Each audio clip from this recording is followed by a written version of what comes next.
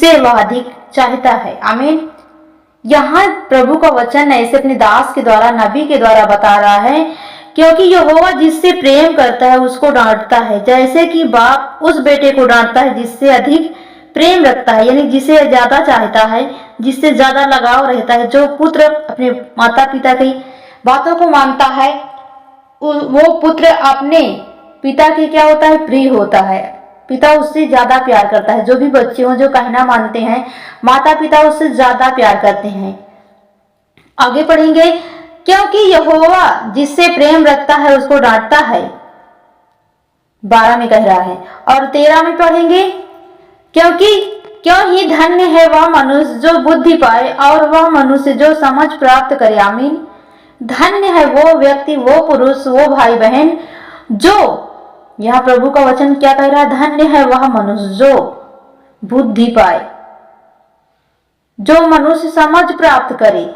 आज हमें प्रभु के वचन के द्वारा क्या ज्ञान मिलता है, बुद्धि मिलती है, समझ हम प्राप्त करते हैं।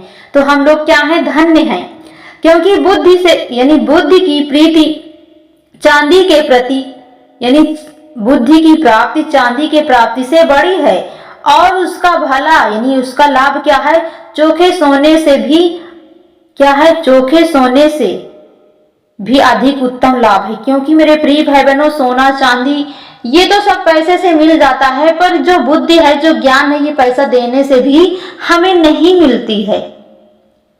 मेरे प्रिय भाई बहनों, वचन के अनुसार यदि सचमुच हम सीख पाते हैं, उस पर चलते हैं, तो हम उस उत्तम पदार्थ को, उस उत्तम जीवन को पाते हैं जिसकी हम लालसा पहले नहीं किए थे।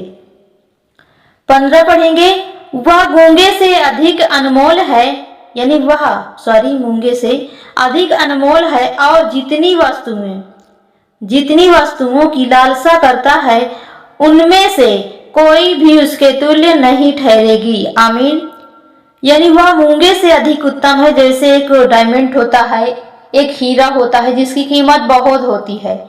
यह प्रभु का वचन कहता है कि वह मूंगे से अधिक अनमोल होगा। कौन? वो व्यक्ति, वो मनुष्य जो प्रभु के वचन को सुनता है, सीखता है, उस पर चलता है, उसके अनुसार अपने जीवन को व्यतीत करता है, वो मूंगे से भी अधिक अनमोल है। और जितने वस्तुओं की तू लालसा करता है उनमें से कोई भी उसके तुल्य न ठहरेगी। उनके दाहिने हाथों, यानी उसके दाहिने हाथों में दीर्घ आयु और उसके बाएं हाथ में धन और महिमा है। आमीन। किसके? जैसे आज प्रभु यीशु मसीह ने अपने पिता की इच्छा को पूरा किया, उसके बातों को, उसके वचनों पर चला, उसके जीवन में क्या हुआ, जीवन को पाया, अनंत काल तक वो क्या, जिस समय हम मरेंगे, मरने के बाद जब हम प्रभु के पास जाएंगे तो भी हमारा वहां क्या होगा, आनंद होगा, शांति होगी। कब? जब हम प्रभु के वचन के अनुसार चलेंगे, उसके वचनों का पालन करेंगे। क्योंकि प्रभु के दाहिने हाथ में क्या है, दीर्घ आयु है, और उसके बाएं हाथ में क्या है, धन और महिमा है।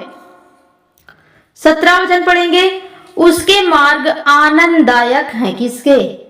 परमेश्वर के मार्ग में चलने में हमें क्या मिलेगा, आनंददायक है, आनंद मिलेगा। और उसके सब मार्ग कुशल के होंगे। आमीन।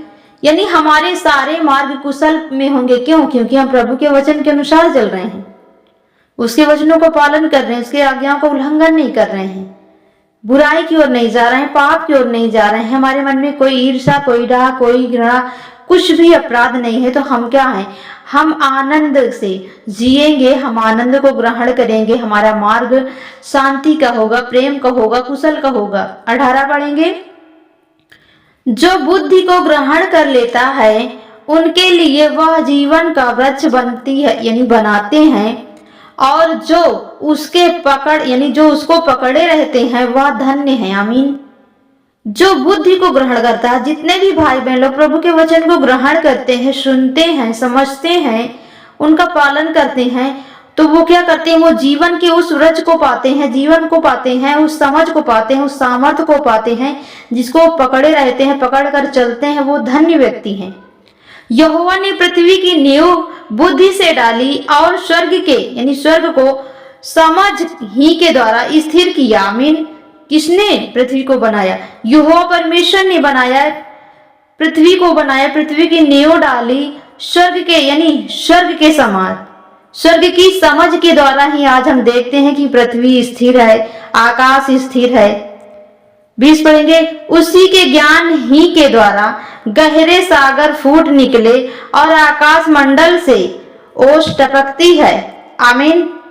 किसके द्वारा? किसी मनुष्य के बनाए हुए द्वारा नहीं, प्रभु के बनाए हुए द्वारा। इसलिए मेरे प्रिय भाई बहनों, हम अपने दिमाग को ज्यादा ना लगाएं, हम प्रभु के वचन को सुने।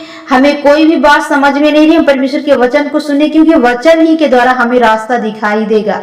वचन ही के द्वारा हमें समझ में आएगा कि कौन सा काम कैसे करना है, कौन सी समस्या से हमें कैसे निकलना है। आप वचन को पढ़ें, वचन को सुने, जिससे आपको ज्ञान, समझ, सामर्थ्य मिलेगी। परमेश्वर के इन वचनों के द्वारा आपको ऐसी ऐसी शिक्षाएं मिलेंगी जिससे आपका हृदय शांत हो जाएगा। आप ज्ञान से भरेंगे, बुद्धि से भरेंगे, समझ से भरेंगे, और आपको जो मरने का बार बार मन में विचार आ रहा है, हम ये फंस गए हैं इस मुसीबत से, उस मुसीबत से, सबसे सत्य सच्चाई यही है मेरे प्रिय भाई बहनों कि आप प्रभु के वचन से अलग ना हो, बल्कि परमेश्वर के वचन को आप अपने गले का हार बनाएं, जिससे आप परमेश्वर के वचनों को जब अपने हृदय रूपी पटिया में लिख लेंगे, समझ लेंगे, परमेश्वर आपके जीवन में अनुग्रह ही अनुग्रह देता जाएगा और आप अति बुद्धिमान होंगे।